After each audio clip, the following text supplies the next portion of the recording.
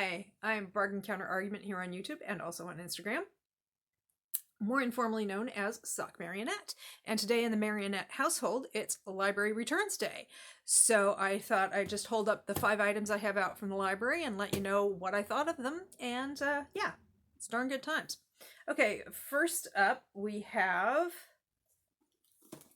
Paid Companion by Amanda Quick. I really enjoyed this historical romp. It's a Regency, and it was published in 2004, but it harks back to Amanda Quick's work she did in the 90s, where those books that had the single word titles, like Rendezvous and Seduction and so on.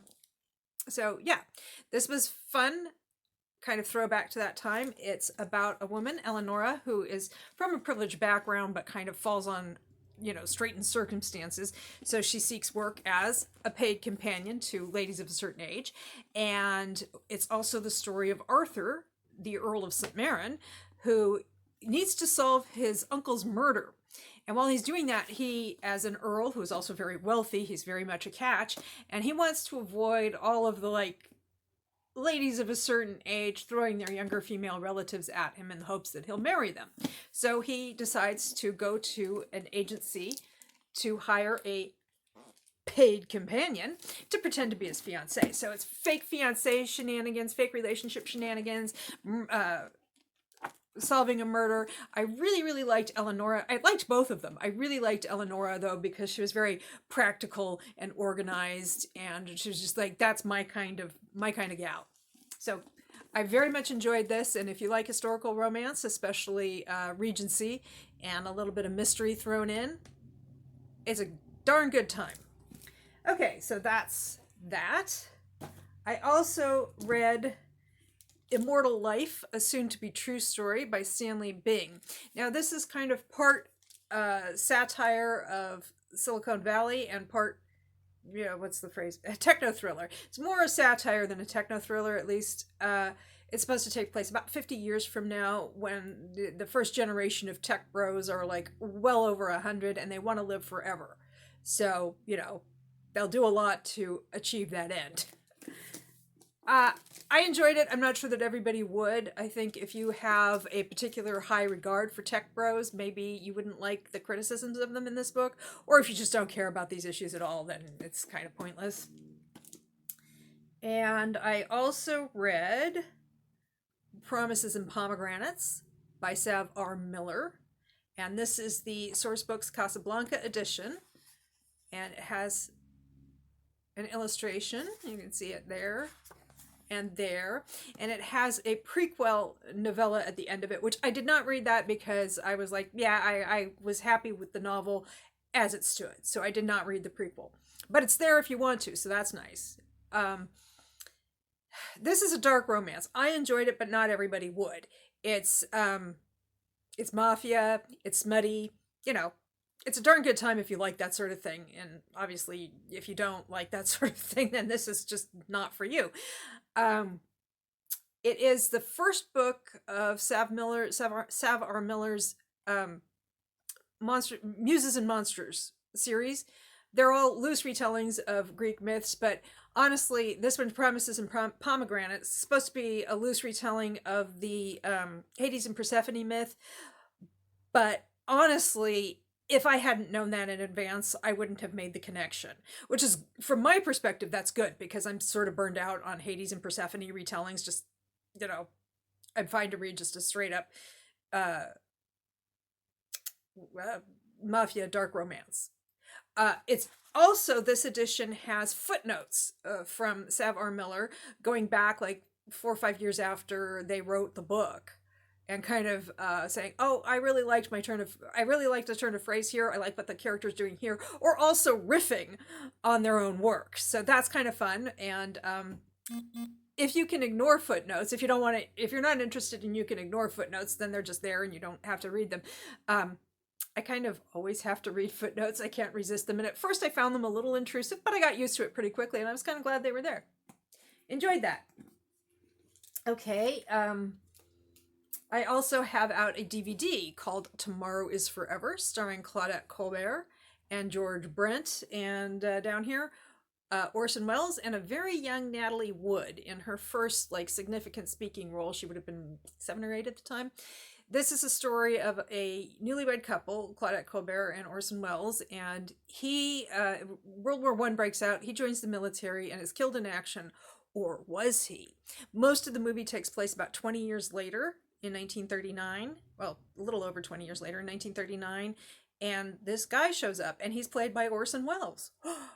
And how is he going to interact with Claudette Colbert and her husband, George Brent, and their children, Richard Long and another actor?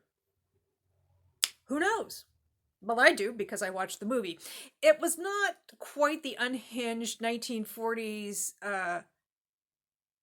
melodrama that I'd hoped for.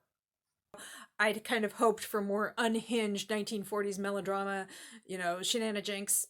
It didn't quite deliver there. It was like more, well, it was trying to be thoughtful, but it missed thoughtful and just hit schmaltzy. So 1946, talking about war based on source material from 1943, it's gonna get a little it's gonna be sentimental and schmaltzy. Okay, and then there's the one book that I didn't finish. This was the DNF, and this I kind of put it to the end of the video because it is a nonfiction book, and I know not everybody cares about that. So if you want to stick around to see what it was and why I didn't finish it, it's not because it wasn't a good book. Then go ahead and do that. But for those of you who just really don't care about nonfiction, I'm going to go ahead and do my outro and just say, again, Bargain Counter Argument here on YouTube. Also available on other platforms, well, specifically on Instagram, same name on this channel, The Tiara, The Books, The Libraries, and on Instagram, Scented Candles and Books. So if you are intrigued by any of that, then just go ahead and subscribe, follow, like, share, I don't know, click the notification button, all that stuff. Do it, don't do it. I'm not the boss of you. Thank you for your attention and have a great day or night. Okay. Now that the nonfiction people are here, listen up, nerds. No, not really. I'm the biggest nerd of all. It's a term of endearment. The book was Black Wave, Saudi Arabia, Iran, and the 40-year rivalry that unraveled culture, religion, and collective memory in the Middle East by Kim Gattas, Ghattas. She's a Lebanese-born journalist, and she writes like a journalist. So she has kind of decided to write about 1979 as kind of like what she sees as sort of the start of the most recent iteration of religious extremism and terrorism in the service of more secular and political power, at least in the Islamic world. She chose 1979 because that was the year that Saudi extremists took over or attacked a mosque in Saudi Arabia. The Soviet Union invaded Afghanistan and radicalized several generations of the Afghan population. And also the Iranian Revolution took place in, Iran. That's how that works. Now, she's approaching this as a journalist because that's what she is. She's a very good writer, very evocative. That's why I had to stop reading it, because when I was a little girl, when I was like 6.5 years old, I'm from California. I was born in California. I'm an American citizen. I'm not a dual citizen of anywhere, just US. And when I was 6.5, so this was in about 1977, my family moved to Iran, and we were going to stay there for several years. My dad was just going to work there, and we were going to travel and just have ourselves a darn good time. And then, we had to leave quite abruptly about 1.5 years later because of the revolution, because the violence that was happening, particularly directed toward Americans, American and European citizens, especially Americans. And that started in the late summer of 1978 and persisted into the fall. And so that was a very stressful time for everybody in my family. And obviously for the people who lived in Iran and the Iranian citizens whose country was going through that.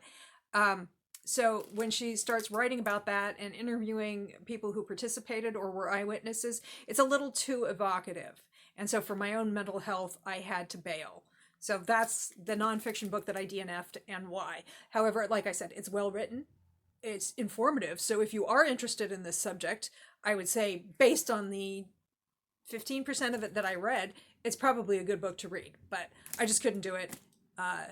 So that's that. And thank you for your attention again. And yeah, so